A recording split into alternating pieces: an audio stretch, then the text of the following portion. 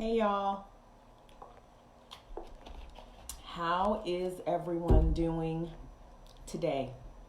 The days are kind of running together, but it is Wednesday, it is 12 noon, and I am here, Deborah Porter with Mom's Mentoring Circle, and I just want to check in with everybody. I want to check in with how you're feeling, how you're doing, how you're managing.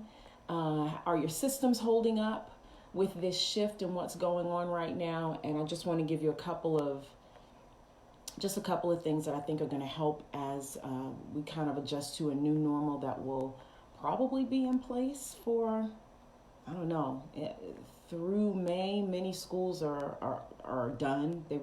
Kids will not have graduations. They will not have proms. It's sad. It's sad in that regard. So we've got to find some other ways to celebrate our kids and their accomplishments once we're allowed to be back outside. But today I want to talk a little bit, and I really do want to hear how you're doing and how you're managing with everything that's going on. So, how are things going? How are you doing?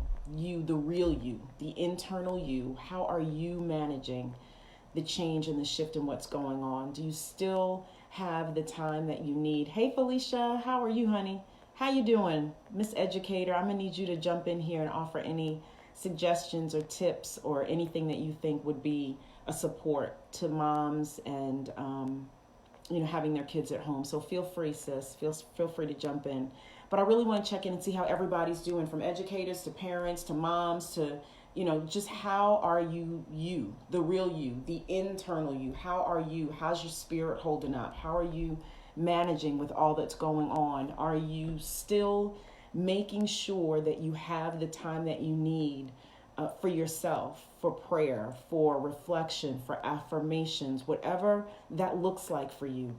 Please, I don't want to beg, but I kind of want to beg. Please do not sacrifice those moments and those things because people are now at home and in your space. Please do not sacrifice the time that you need for yourself to be able to get up and start the day without having running thoughts and worry and fear. Please make sure you are still setting aside that time in your day where you are praying in your Bible, journaling, meditating, affirmations, confirmations. Please do not sacrifice that stuff, because it's in moments like this that we need that more now probably than ever. All right, so that's the first check-in I want to have, and the first thing I really want to stress and push that, I heard a saying once, and I love this. You don't have to set yourself on fire to keep everyone warm. I just love that. I don't know if it should be a t-shirt or painted on my wall somewhere or what, but you don't have to set yourself on fire to keep everybody warm. You don't have to continue to sacrifice you thinking that's going to make others better. It's not. It's not. Felicia says, hi, today I'm doing okay. Yesterday I cried and I don't have kids at home. Chelsea had to talk me off the ledge. Praying, meditating, yoga, and listening to gospel music has helped. Yes, sister. Yes, Cliff and I just had a commission concert in the kitchen last night. So, yeah, absolutely. Absolutely necessary. I've said this before, and I'm going to say it again. Turn the news off at some point. And I'm saying that to you, but I'm saying it to myself also. You all know, or some of you know, that two of my two oldest live in New York City, which is now, kind of a mess. And so I have to really be careful how much of that I take in, so that my mama bear doesn't jump on me and I jump in my car and think I can go up there and save the world and grab them. And, they're grown. My daughter's married. My son is grown. So limit your media intake. So that's my first check-in. How are you, the real you? How are you doing? What are you doing to make sure that you are still in the right headspace, that your spirit is still good, that you're still able to have, to be grateful, that you're still able to find the good in your day as we go along in this new norm? So the second thing I want to ask is then, how are you managing? How are you managing with everybody being at home? If you are employed outside your home and now you're working from home, maybe your husband's now working from home, your kids are all now, they're being homeschooled. How are you managing that? How are your systems holding up? Please tell me you have some systems. If you don't have some systems, we need to talk. But how are your systems holding up? This is a great time to make sure that those systems are not only in place, but how they're working and how people are adapting and adjusting to them. And if you need to tweak them. But how are you managing the shift in how this has to look? Do you have your designated area where you're doing work? Have you set those boundaries for, the time that you need to get work done and that other people are then responsible for doing what they need to do? Are you, blocking off your time appropriately? All of these different systems in place is what's going to allow us to get through what might be a couple or few months of living like this now. So what do your systems look like? How are they holding up? Where do you need to tweak them? The other thing I want you to know is, you're not by yourself. Don't let social distancing lead to isolation. We created a group, Mom's Mentoring Circle created a Facebook group called Moms in Queue for quarantine. Hey, Sabrina. And so you have the opportunity to join us over at Moms in Queue. I'll put the link here. But we have a little bit more leeway and freedom there. I would love to hear more from you guys, like things that are working in your house. This is a business page, so not particularly appropriate to really dive in that way. But please join us over at Moms in Queue for quarantine, the Facebook page, the Facebook group, sorry. And I would love to hear what's working for you. I would love to know where you need support. I would love to know, I've got educators that right now talking with us now, Felicia Dunstan, but other educators that have made themselves available to answer questions for you, to assist you with setting things up for your kids, whether it's setting up a space, whether it's getting them online help with stuff that they may be struggling with or need more support with. So please hop over to Moms in Queue. If you are an educator and you are willing to offer your services, please let us know that in that group over there so that people can reach out to you. All right, so, and also know this, I'm praying for y'all. Just know that somebody's praying. I know a lot of us are praying, but I'm praying for y'all specifically. This is unheard of. We've not seen anything like this. We've not been here before. So just know that we're praying for you, and we're not alone. We're in it together. So join us over there at Moms in Queue. Okay, so a couple things. I'm going to dive right in. I just got a couple things. I want to give you permission. If nobody has ever done this before, I want to give you permission to close your kitchen. I mean, like, close it. In between meals, the kitchen can be closed. Let me see if I can find. So I did a home management course a couple months ago for some moms. And this was one of I don't know if I can find it, but this was one of the modules that we were working on in organizing a home kind of schedule. I had an actual sign that says the kitchen is closed, and that sign went up. This was mostly during the summer and on weekends. In between meals, the kitchen would close, and except for whatever was left on the counter, which was usually grapes, apples, oranges, and at the time it was a pitcher of water, and everybody had their own paper cup with their name on it because we're not using 50 cups at the end of the day. So close your kitchen. Leave some healthy snacks. And here's why I'm saying that. And some people say, oh, my kid's hitting a growth spurt and they need to eat. Sometimes boredom can be mistaken as hunger. Sometimes thirst can be mistaken as hunger. Nobody needs to be eating all day long, just stuff. So you can control that. You can put a system in place that still allows people to have healthy snacks to nibble on, if in fact they are hungry, but not eating round the clock. And, cartons of milk being gone by the end of the day because people done had 5 bowls of cereals. Oh, I think not. So, look, if it works for you, if you like it, I love it. But for most of us, that's not going to work. Right now, no one wants to be going to the grocery store 2 and 3 times a week right now. No one has the energy for that or the time. So I'm giving you permission. Close your kitchen, leave some healthy snacks out on the counter and some water, whether you have water bottles or you're going to use a pitcher like I did with people's names on their cup to use for the day. Doesn't matter. Close the kitchen. Point number 2, Felicia, you're going to love this. You and I kind of been on Facebook about this. This is a great, great time to teach some life skills to our kids. All learning is not academic. And so I want you to give yourself some grace. If you've not been super on it when it comes to their academics, just look, we're going to be at this for a minute. Okay, and all the kids are in the same boat. So it's not like your child is any different than anyone else. But this is a great time to begin with teaching some life skills. And I mean as young as 5. Look, my 5-year-olds knew how to make their bed. Was it perfectly made? No. Were all the covers up? Did they know how to take the sheet first and bring that up tight, and then take the blanket and bring that up tight and put the pillow on top? Yep. 5-year-olds. And they felt accomplished doing it. This is a great time to start with stuff like that. This is a great time to have a 5 or 6-year-old organize their own toys. You can have them organized by color. So now they're organizing and reinforcing their colors. Put all the red toys in this basket, all the yellow toys in this basket, all the blue toys in this basket.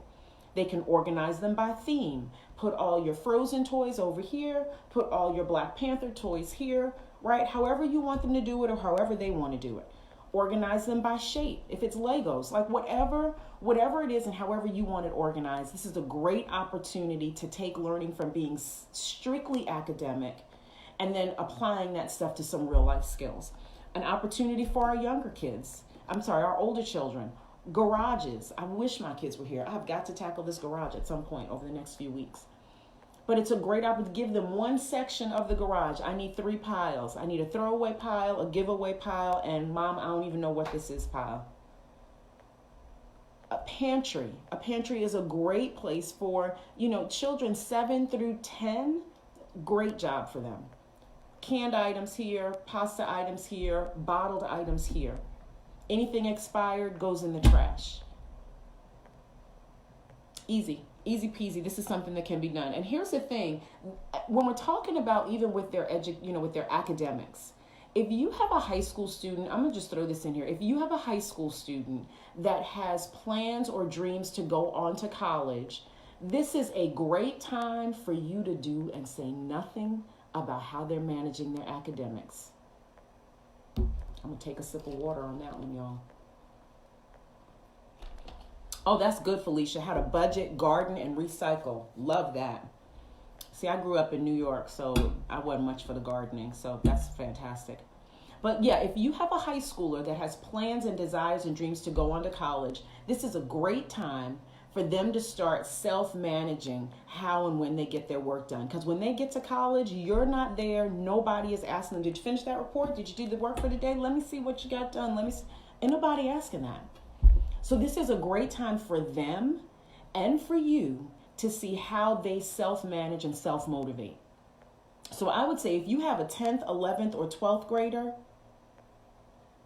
I'd back off.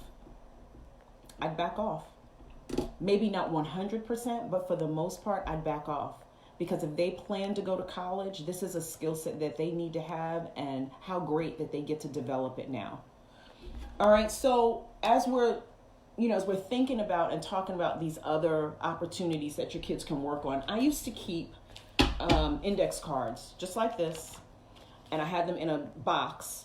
And on each card, I just had a different home chore, something that I hope to get to in the future. And, like I just mentioned, the garage or cleaning the pantry or, whatever it was. But I just kept all these cards in there. And occasionally I'd pull one out, or somebody wanted to earn some extra money because we didn't pay, our kids to do their regular household chores. That was the culture of our home. Everybody contributed to the home. So there was no allowance for that. But if you wanted to earn extra money, there was a box of not normal chores that you could do. You should have that all the time. That box should just be there all the time. And as you see something that needs to be done at some point, write it on that card and stick it in that box. It's a great time for the kids to dive into that box. Just bit by bit. Pick out one thing at a time and kind of tackle it. But here's the other thing. I want to ask you this. What is the culture in your home? Is the culture in your home one of cooperation, collaboration, everybody chips in, contributing to the whole? Or is the culture in your home me-focused, meaning everybody does what they want to do, and then you're running around washing dishes from now 3 meals because people are home, you're vacuuming, you're mopping, you're sweeping. So is it a we culture or is it a me culture in your home? Because guess what? Over the next few weeks, it might be time to sit down and really change that culture. it might be time to sit down and, nobody wants to have to ask somebody 5 times to get up and wash the dishes. Does that ring true? Nobody wants to have to ask 3 times for you to get up and sweep the floor or vacuum the floor.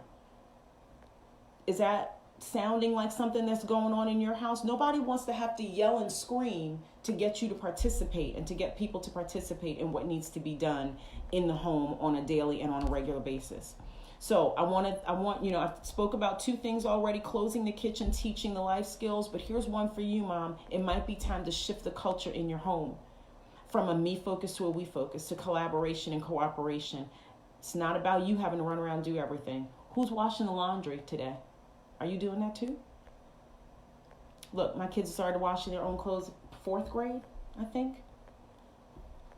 People can sort clothes, whites and colors, and throw them in. It's time to give everyone their place and their space and their opportunity to contribute to the family. What was the quote I read earlier? You don't have to set yourself on fire to keep everybody else warm.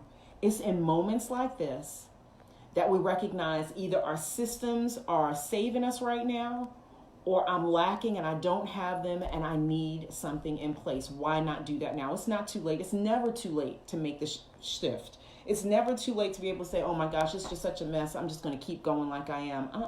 Because this is going to end, right? This pandemic is going to be over and we're going to have to get back to life as normal. Do you want to get back to what it was before that? Do you want to get back to a different culture in your family, a culture of collaboration and cooperation, a different way of getting things done, a different way of expressing gratitude, a different way of being respectful of what it is that everyone can contribute, so that you're not having to yell and scream to get people to participate or ask 4 and 5 times to get people involved? And for some, look, if that's how it functions, it can stay that way or it can absolutely change. My 3rd tip for today, I probably have way more than that, but the one I have written down is model gratitude. Even now, there's always something to be grateful for. There's always something to be thankful for. So model it. Don't just require it. Because kids, they catch it. Some things we teach them and we're hoping they're getting, but they'll catch it. Model gratitude. So the 3 main points today were: close your kitchen. You have permission to close the kitchen. The kitchen doesn't have to be open every day, all day. Teach them some life skills right now. Model gratitude. It's not too late to shift the culture in your home. It's not too late to teach something different. It's not too late to sit everyone down and say, you know what? We're going to go from being a me-focused family to we-focused. What does that look like? What does that look like? Well, it looks like not only for us as individuals, but even as a family, how to be focused on giving back, on being grateful, on being appreciative, on helping somebody else. You have an elderly neighbor in your neighborhood? Have you checked on them to see if they have everything they need? They don't need to be outside right now. Model that. This is going to end, y'all. And we're going to have to pick back up into a new normal. Your family can have a new normal. Your family can leave out of this with a completely different family culture, with a completely different way that they approach and that we approach how we do this thing called family. With you can change and you can go into the next stage of this once we're back outside and back into whatever our new normal is, with systems in your house, so that when moments like this arrive, you're ready.